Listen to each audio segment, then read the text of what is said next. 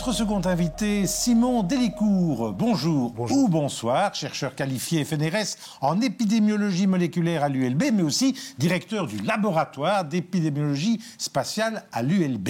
Alors, Simon Dellicourt, comment en êtes-vous venu là ?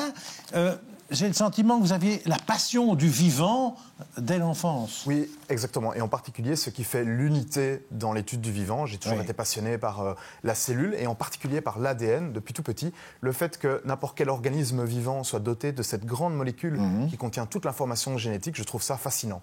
Et lors d'un Erasmus à l'université de Manchester, j'ai eu la chance de suivre un cours de génétique des populations qui m'a beaucoup inspiré. C'était une sorte de déclic. Et j'ai compris qu'en exploitant l'information génétique qui est contenue dans les populations d'une même espèce, on pouvait répondre à toute une série de questions, qu'elles soient de l'ordre écologique, évolutif ou même épidémiologique. Pourtant, votre thèse, c'était les abeilles. Exactement. Enfin, certaines abeilles. Oui, on travaillait sur les abeilles sauvages et on s'est posé la question de l'impact des changements climatiques passés ainsi que de l'abondance des ressources alimentaires sur l'histoire évolutive de ces populations. Et on a pu montrer qu'effectivement, les abeilles sauvages qui avaient des ressources alimentaires abondantes étaient en fait dotées d'une plus grande diversité génétique qui reflétait des beaucoup plus grandes tailles de population. Et donc, c'était des questions écologiques par rapport à ces pollinisateurs qui sont très importants pour nos écosystèmes. Vous avez abandonné les abeilles, là, ou vous avez une ruche quand même? Vous êtes encore resté proche des abeilles ou des bourdons? Alors oui, on peut en reparler. J'ai des projets secondaires, on va appeler ça des side projects sur la conservation des abeilles, mais je ne travaillais pas sur les abeilles à miel, mais plutôt sur justement ces abeilles sauvages. Et effectivement, pour répondre à votre question, à la fin de ma thèse, j'ai changé de sujet. Je suis resté en génétique des populations, mais j'ai appliqué les méthodes de génétique des populations et le développement de ces méthodes au monde des virus. Et en fait, c'est ce qui s'appelle l'épidémiologie moléculaire, exploiter la très grande information génétique qui est contenue dans ces pathogènes pour essayer de répondre à des questions qui sont hors de portée d'approches plus traditionnelles. Et donc, c'est ça que j'ai commencé à faire lors de mes post-doctorats à l'université d'Oxford, puis de Leuven et puis de l'ULB. Et je suis rentré dans un nouveau domaine, mais toujours avec la génétique. Alors, si je devais résumer votre boulot, votre métier, est-ce que je pourrais dire que vous êtes vraiment un cartographe des virus? Alors, j'aime beaucoup l'expression. Effectivement, on exploite cette information génétique pour essayer de comprendre par où ils sont passés. Donc, on cartographie exactement leur histoire de dispersion. Parce qu'en fait, quand vous faites de l'épidémiologie, on va dire avec des données qui ne sont pas génétiques, eh bien, n'importe quel cas positif, donc quelqu'un qui est infecté, un individu, un animal, un humain, c'est une donnée sur la carte associée à une position précise et à un temps précis. En épidémiologie moléculaire, on a beaucoup moins de données parce qu'on doit venir séquencer le génome du virus, mais une fois qu'on a ces données, on peut estimer les liens évolutifs qu'on a entre les cas.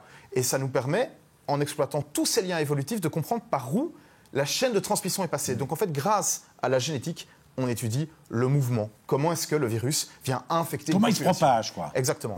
Alors dites-moi, est-ce que vous dites parfois merci la Covid-19, puisque face à la prochaine épidémie qui viendra un de ces quatre, on sera quand même mieux armé? Alors, c'est une question très compliquée. Est-ce que je dis merci à la Covid-19 ? Oui, enfin... Non, certainement pas. Non, mais je veux le dire, ça a été une période très compliquée. Alors évidemment, sur le plan de santé publique, mais aussi au niveau de la science. Ça a tout à fait bouleversé notre manière de fonctionner. Je pense à 3 éléments. Le premier, c'est que la quantité de données a littéralement explosé. Il faut savoir que les méthodes qu'on a... Vous avez été submergé. Exactement, la quantité de données génétiques. Il faut savoir que, par exemple, quand on a analysé l'épidémie d'Ebola, on avait 1600 génomes du virus. Aujourd'hui, on est à plus de 17 millions de génomes du SARS-CoV-2, donc le virus responsable de la Covid-19, disponibles dans les bases de données publiques. Deuxièmement, on a dû travailler sous beaucoup de pression, presque en temps réel, là où en fait dans le temps de la recherche avant, on avait en fait des analyses qui duraient des mois sur des super ordinateurs. Ici, il y avait cet enjeu de pouvoir amener des informations intéressantes pour mieux comprendre l'épidémie du virus, l'épidémiologie du virus, quasiment en temps réel. Et donc on a dû complètement se réinventer.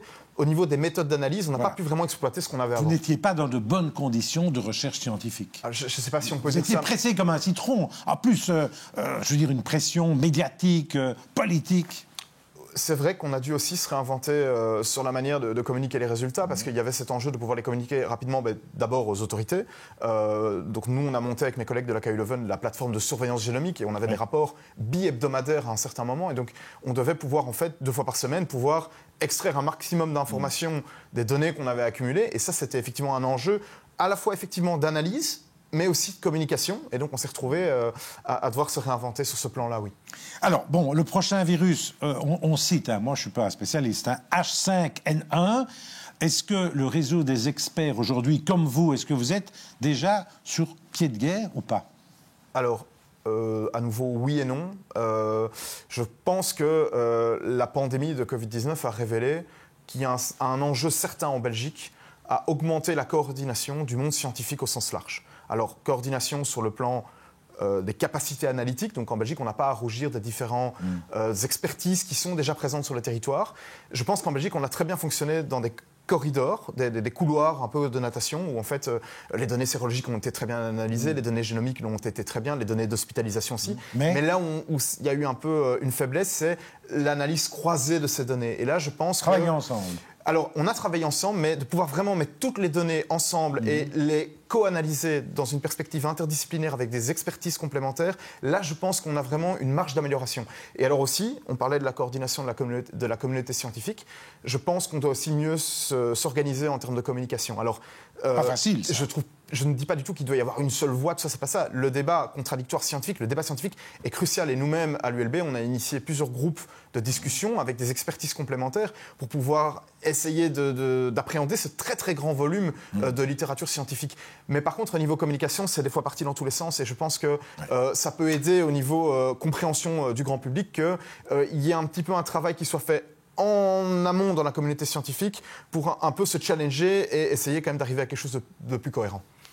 Alors, l'OMS confirme le passage de la grippe aviaire chez certaines vaches laitières américaines.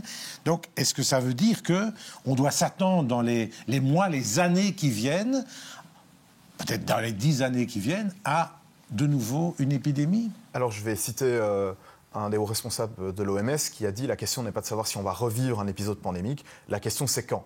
Et cette question, on ne sait pas y répondre, parce qu'on parle d'événements qui sont en fait donc, très, comme très chercheur, rares. vous avez un boulot dans l'immédiat, dans une certaine mesure. Alors, le problème, c'est qu'on ne sait pas quand ça va arriver. Ce sont chaque fois des événements qui sont en fait très, très peu probables.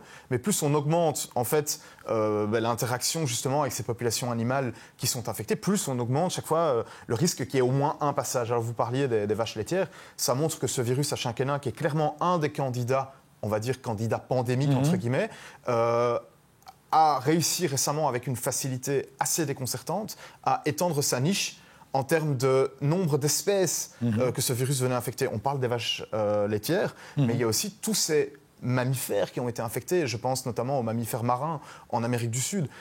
Et tout ça nous inquiète effectivement parce que c'est un virus qui peut, en fait, sans rentrer dans des considérations trop techniques, se recombiner, faire des réassortiments avec d'autres virus de grippe qui sont, eux, plus adaptés, par exemple aux élevages de cochons, mais aussi à l'homme. Et donc, on a cette crainte, effectivement, dans un animal se retrouve en fait une combinaison du virus qui soit associée à la mortalité de la grippe aviaire, mais aux capacités de transmission d'un virus de grippe saisonnier.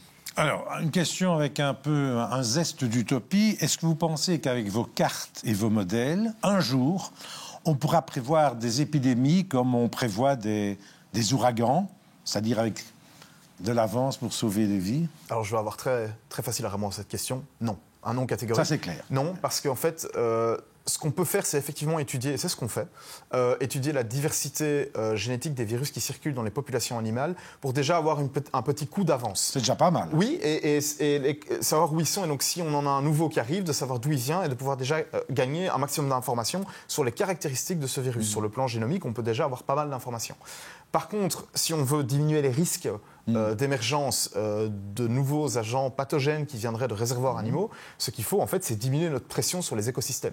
Notamment le risque de commerce d'animaux sauvages, aussi dans certains élevages, certaines pratiques. La déforestation est aussi un facteur de risque. Oui. La population humaine augmente partout, ou presque partout, et notre pression sur les écosystèmes augmente avec elle.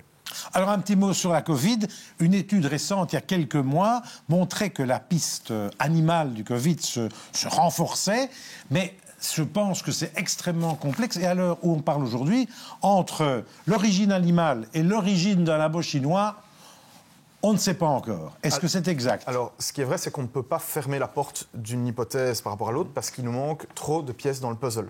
Donc, je vais vous parler de ce qu'on sait, ce qui est peut-être ce qui va intéresser tout le monde. Ce qu'on sait, c'est que le réservoir naturel du virus, c'est les chauves-souris. On le sait, ce sont des chauves-souris qu'on appelle chauves-souris fer à cheval, qui vivent notamment dans la région du Mékong, mais aussi dans le sud de la Chine. On sait que le virus ancestral était là, et on sait que l'émergence, c'est dans la ville de Wuhan, avec le marché comme épicentre. Ça, les données d'épidémiologie spatiale le montrent. On sait aussi qu'il y a eu au moins 2 événements d'arriver dans la population humaine. Ce qu'on ne sait pas, c'est comment est-ce que le virus est arrivé des populations de chauves-souris vers Wuhan, parce qu'il y a 2700 km entre les deux.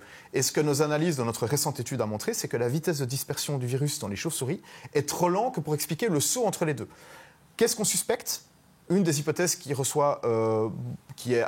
jugée comme assez probable dans la communauté scientifique, c'est que des animaux sauvages auraient joué le rôle intermédiaire, et on pense que c'est probablement le cas pour deux raisons. Premièrement, c'est ce qu'on a pu observer avec le premier SRAS, l'épidémie de 2003-2004, et deuxièmement, on sait que ces animaux étaient vendus vivants sur le marché de Wuhan, on le sait grâce à des analyses génétiques et aussi des photos qui ont montré ça. Par contre, comme on n'a pas encore trouvé, on ne peut pas fermer les autres hypothèses et on doit rester très prudent par rapport à ces conclusions. Donc j'ai envie de dire, l'enquête scientifique continue. Oui, malheureusement, plus on s'éloigne de 2019, au moins c'est possible de retrouver des éléments. C'est un peu comme quand il y a eu un crime, par exemple. Plus on s'éloigne du moment du crime, au plus c'est plus compliqué de retrouver des preuves qui permettent de comprendre exactement qui doit être incriminé. Dernière petite question très rapide. Est-ce que dans votre domaine scientifique, la collaboration mondiale scientifique fonctionne bien ?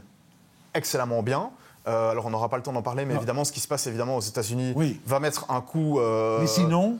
Excellemment bien. On a une communauté qui a été très très fort en contact pendant la crise et le partage d'informations et de données est, je dois dire, vraiment excellent. Merci en tout cas d'avoir été notre invité. Vous pourrez revoir toutes ces interviews sur LN24 et sur les sites de la Libre, de l'Avenir et de la DH. Mercredi prochain, on aura Isabelle Demestereux. On parlera de l'oncofertilité et Francesco Renzi, chercheur qualifié FNRS en biologie des micro-organismes. L'enquête dans les milieux des bactéries, vous verrez, c'est vachement intéressant. À la semaine prochaine.